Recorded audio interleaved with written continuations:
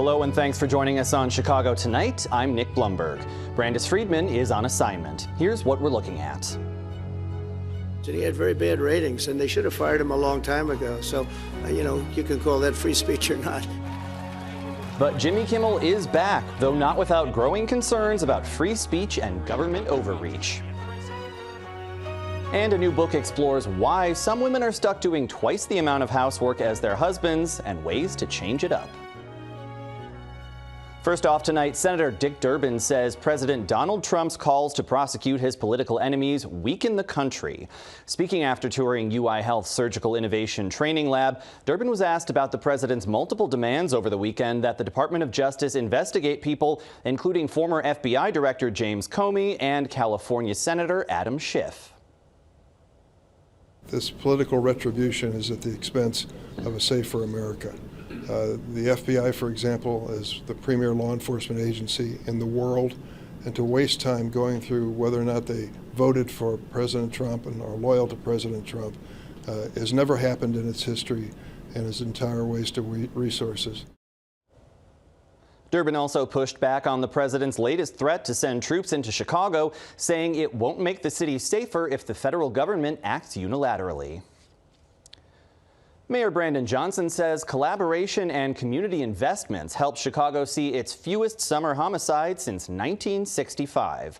The administration marked the last official day of summer by celebrating more than 30,000 jobs for young people and the completion of more than 400 units of affordable housing. It also touted improved crime stats from the year prior, with a 23% drop in overall violent crime and a 46% decrease in homicides.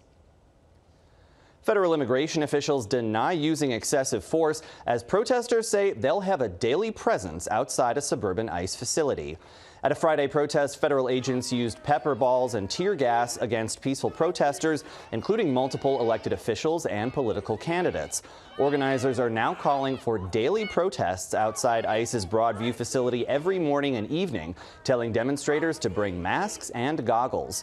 Federal officials say they brought in more than 200 agents from around the country as part of an immigration enforcement surge in Chicago and say the operation has no set end time.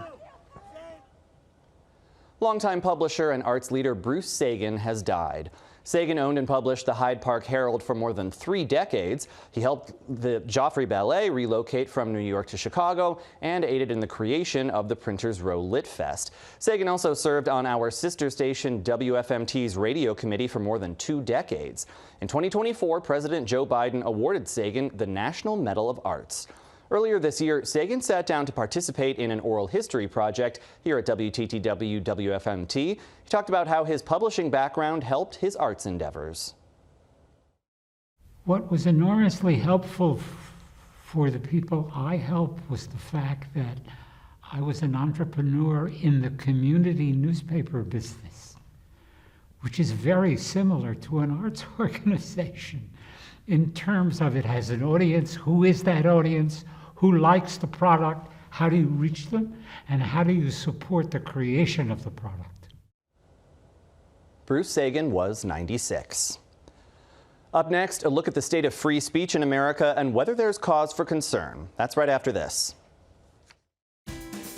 Chicago Tonight is made possible in part by the Alexandra and John Nichols family, the Jim and Kay Mabey family, the Polk Brothers Foundation, and the support of these donors.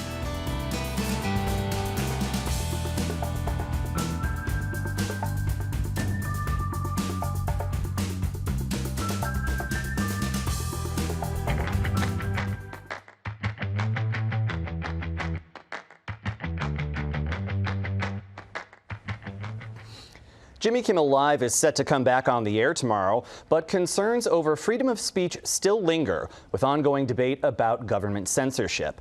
Amid pressure from the Federal Communications Commission, ABC suspended Kimmel last week after comments he made about Charlie Kirk's death on his late-night show. The move sparked outcry from Kimmel's supporters who say the Trump administration went too far in an effort to silence him. Joining us to talk about all this are Laura Beth Nielsen, a law and sociology professor with Northwestern University, Ari Cohn, lead counsel for tech policy at the Foundation for Individual Rights and Expression, And on Zoom, Chicago-based comedian Pat McGann. Lots to dig into. Thank you all for joining us. We appreciate it. So it was just this afternoon we learned that Kimmel is set to return after his suspension last week, which drew pretty widespread backlash. Here's a bit of what President Trump had to say yesterday at Charlie Kirk's memorial service. And the same commentators who this week are screaming fascism over a canceled late-night TV show where the anchor had no talent and no ratings. Last week were implying that Charlie Kirk deserved what happened to him. So, Ari, FCC Chairman Brendan Carr pretty openly threatened ABC after Kimmel's comments about Charlie Kirk. What do you make of the FCC's role in Kimmel's suspension?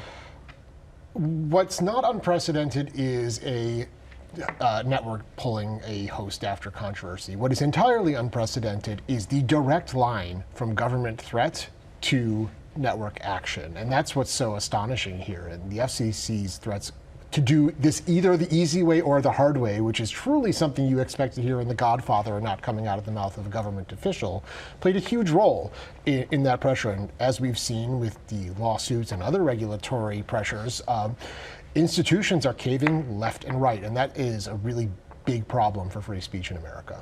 And of course, there's also the issue of, a major media group that owns many ABC stations that needs FCC approval for, a potential merger deal. So that's sort of another wrinkle there. Yeah, and these companies are always going to have business before the FCC. It is just, that can't be helped. But the problem is, when you pay the extortionists once, they always come back for more. It's never just once. So unless you plan on caving every single time the Trump administration has an issue, or a future administration even has an issue with what you're broadcasting, you're in for a bad time if you think that this is just, you're going to cave and go along with this. Yeah. Pat, as a comedian, what effect do you think a suspension like this can have on the larger community of comics and performers, even folks who aren't necessarily particularly political?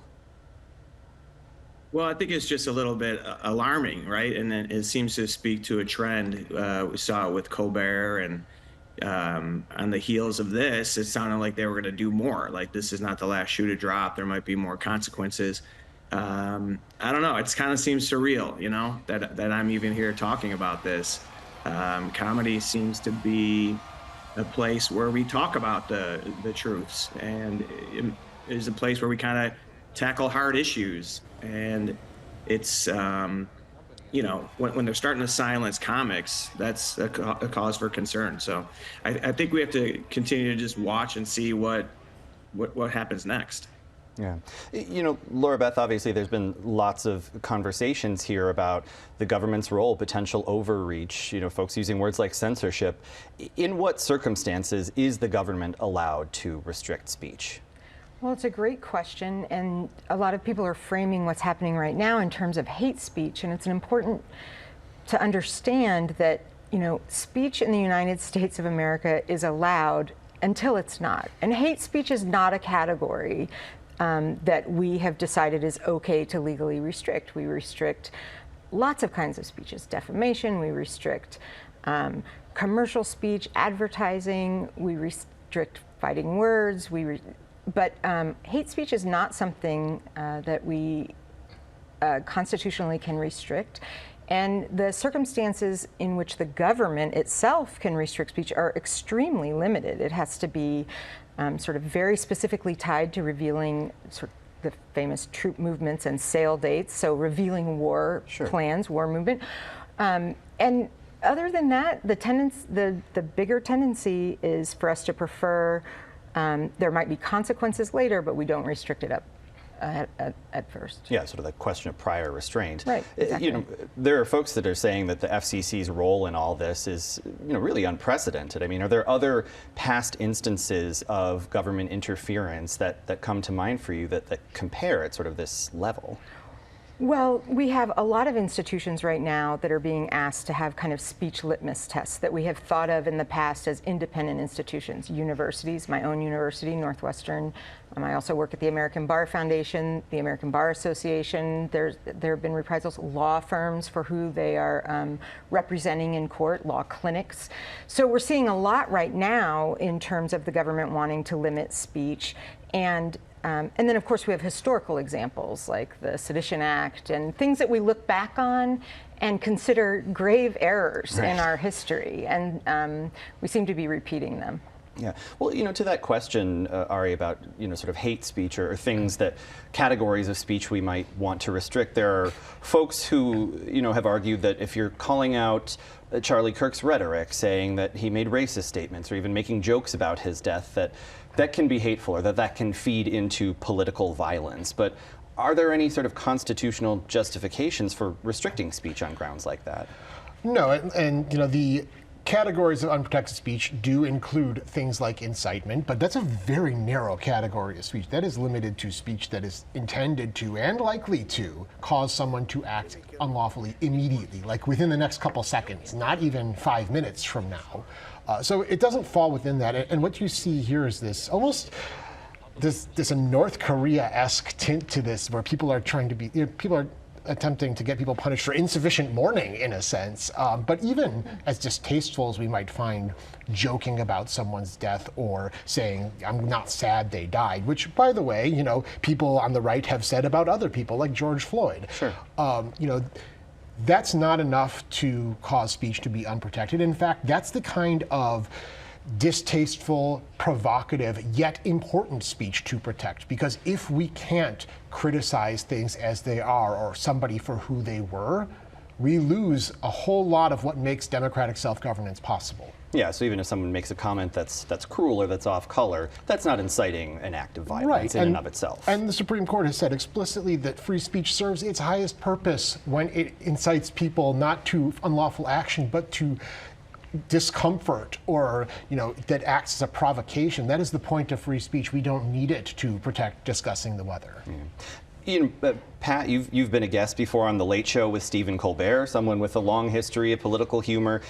Do you worry late night hosts might start to shy away from discussing, the topics of the day if they're potentially hot button, even though in many ways that's a big part of the job for a late night host? Yeah, I don't think that you'll see that. I think you may even see more, because this is kind of poking the bear with, I think comics are going to maybe even get louder in a way, and on both sides. I hope that it still is rooted in truth and looking to make people think around laughter. And I still hope that it brings people together. But I don't think it's going to be like, comics, good comics, they talk about the elephant in the room. They talk about the things that are uncomfortable or maybe awkward to approach. That's why it's usually a little bit easier when it's addressed under the umbrella of comedy. So I certainly hope not. I don't love like heavy-handed, super heavy. Like there's other things to discuss. It's not the only topic. But I hope that it continues to hold up a mirror to society. That's what comedy is. Yeah, and if people are able to laugh about it, maybe they can start to see their way toward not taking everything, seeing other people's opinions, not taking everything quite as seriously, perhaps. Laura Beth, you were among several Illinois professors on Turning Point USA's watch list of so-called radicals. Turning Point, of course, being Charlie Kirk's own political organization. What was that experience like? I was put on the watch list after I published an op-ed in the LA Times, which was about the argument for restricting hate speech, which, as I said, is not restricted in the United States. But even just discussing it got me on the watch list. And then you're deluged with hate mail that threatens to or discusses fantasies about coming to kill you, coming to do other very violent things to you. emails and phone calls to the president of the university. I would never send my children to Northwestern because you let these radical. It's really hard to withstand, but we are told, you know, don't be a snowflake, don't be so sensitive. These are just words until they become a threat, which is another category of speech you can restrict. But that's what we're not seeing on the other side right now. How so? Well, you know, my feelings are hurt because you're not properly mourning Charlie Kirk, or you think it's okay, and you think it's okay that he's dead.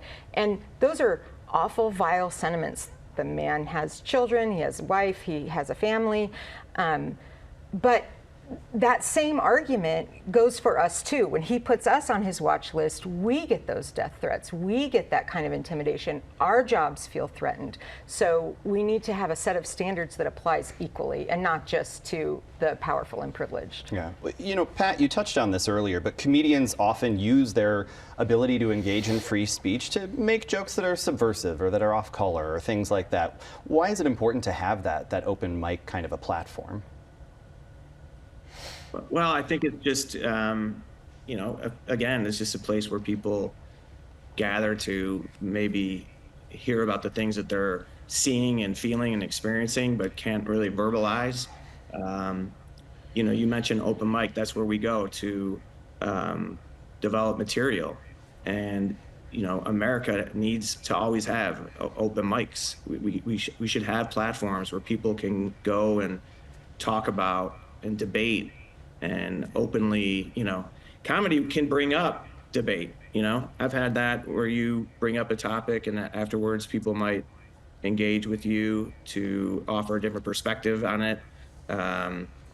But it's not a threat. And I think that's what people need to pump the brakes on. And really all of us on every side is maybe stopping and listening to each other a little bit.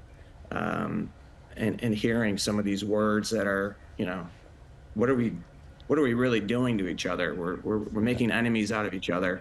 And when you start to do that with comedians who are really, you know, I always think overstating it, calling us artists. I mean, a lot of comics don't really love that. No, but in important voices, But that is important voices all the same. I thank you all for sharing your perspective on this. Unfortunately, that's where we'll have to leave it. But we appreciate you being here. Laura Beth Nielsen, Ari Cohn, and Pat McGann. Thank you all so much. Thank you. Thank you. Thank you. Up next, Brandis Friedman and the author of a new book about how gender roles play out at home and in the workplace in a conversation recorded earlier.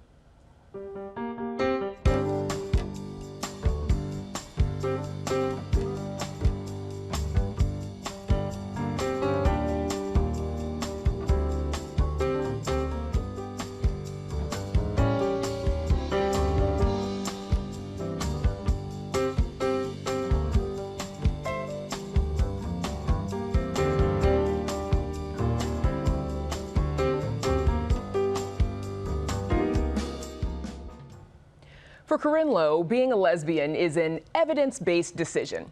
She's only kind of kidding, because here's her evidence. Women in heterosexual marriages who are the primary breadwinners do almost twice as much cooking and cleaning as their male spouses. That evidence is further explored in her new book, Having It All: What Data Tells Us About Women's Lives and Getting the Most of Yours. And here to talk about these findings is the author herself, Corinne Low, Wharton professor, Chicago area native. Thank you for joining us. Thanks so much for having me. So what led you to do this research? You had your own experiences. Yeah, so I was in the thick of it myself, and I was feeling like I was juggling all of these balls at once, and they were all falling down on me, and I was like, is it just me? Like, what's wrong here? And so I was an economist and have been studying the economics of being a woman my whole career, and so I decided to start looking into it. And I started looking at time use data, and what I found shocked me, which is that it just doesn't add up. It's not in our heads. It's that gender roles have converged in the workplace. They haven't converged at home, the stat that you just mentioned. But not only that, we have an explosion of parenting time that comes in the 1990s, meaning we spend twice as much time with our kids as our own mothers did. And that parenting time explosion is a result of what we learned about the benefits of being with our kids. Absolutely. So it's because we actually understand child development, and it's important to hold your infant and talk to your toddler and sit at the kitchen table doing homework together. So I think it's a beautiful affirmative choice for us to do that, and it's tremendously costly in terms of our time. Yes, yes, because with that comes a lot of pressure of being, better parents and great parents. And but let's get back to household chores, because asking for friends. Why don't men do what is, I won't say their fair share, but do more of the household chores, even when some of those men are not employed? Because there are modern day stay-at-home dads as well. Yeah. So I think there's some assumptions, there's some gender norms there, and some of it is just like lack of information. And I don't think that it's working for men either. I think that they want to do more and do better, but I often say that they try to do half of the tasks that they're aware of, right? So they say, okay, I drop the kids off half the time, but they don't know in order to get to that drop off, well, we had to make sure that there were the right sized and seasonal clothes. We had to make sure that there were lunches packed. We had to make sure there were play dates and after school care, right? And so there's all that invisible labor. And so one of the solutions that I talk about is saying, look, I think there's a win-win here, which is that your spouse doesn't want to be like a low-level junior employee at home either. So promote him to co-CEO and really divide ownership over the tasks and the work of living so that you can let go of some of that mental load. So it sounds like a conversation that women, wives, are not having with husbands, men. Yeah, and I don't want to place blame on anybody, but one of the things I suggest, because the data was so important for me to understand, is that you can actually get data in your own household. So you can actually track your time, and that's one of the exercises in the book, is to make that invisible labor visible. Okay. You write about the housework load changes and how it changes relative to women's age and income. Mm-hmm. There are these 3 eras of a woman's life that you describe. What are those? Walk us through those, please. Yeah, so I call era 1 the time but no money era. You're in your 20s and you're investing in your career. And then we get into this era 2, and this is what's so important, the squeeze. Housework and childcare time skyrockets, but you're still making investments in your career. They haven't paid off yet, so you don't have money to throw at the problem. And then eventually we'll get to era 3, which I call the ironic relief, because housework and childcare comes down, and now you also have more money because your career investments have paid off. But for a lot of women, it's actually hard to kind of get back on the high-speed career track at that point in time. So I have a lot of strategies that I recommend to kind of getting through the squeeze, which is saying you have to radically prioritize when you are in that era, what actually matters, and say no to everything else.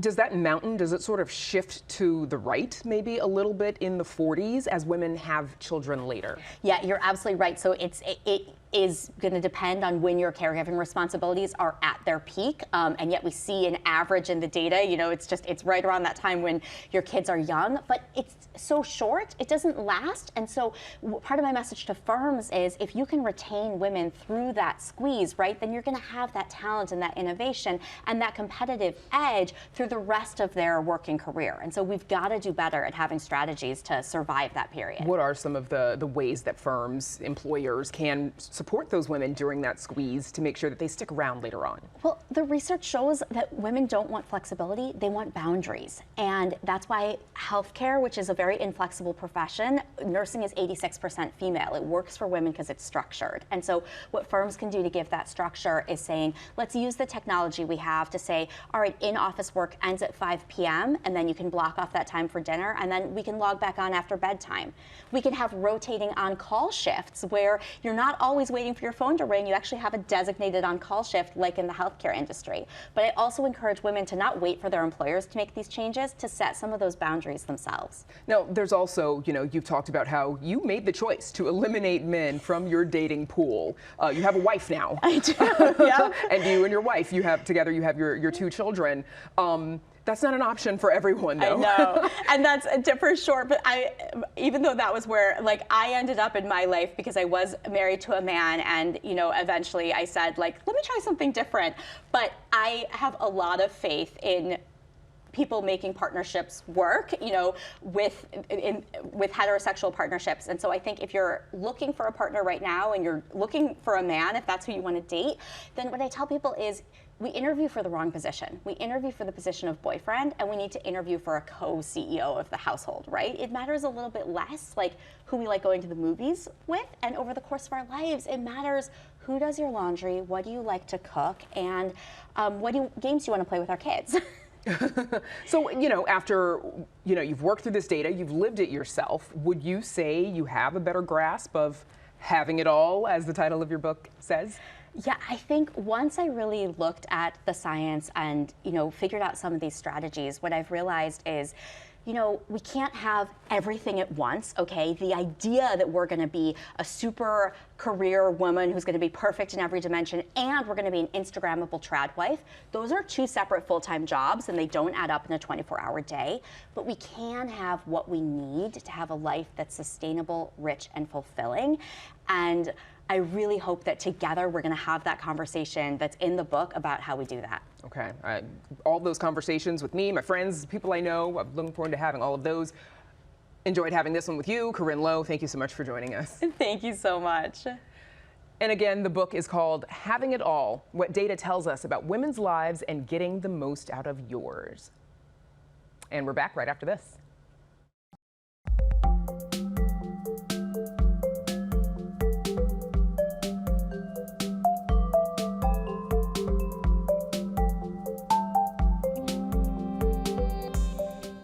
And that's our show for this Monday night. Join us tomorrow night at 5:30 and 10. To everyone celebrating Rosh Hashanah beginning this evening, Lashana Tova. Now for all of us here at Chicago Tonight, I'm Nick Blumberg. Thank you for watching. Stay healthy and safe, and have a good night.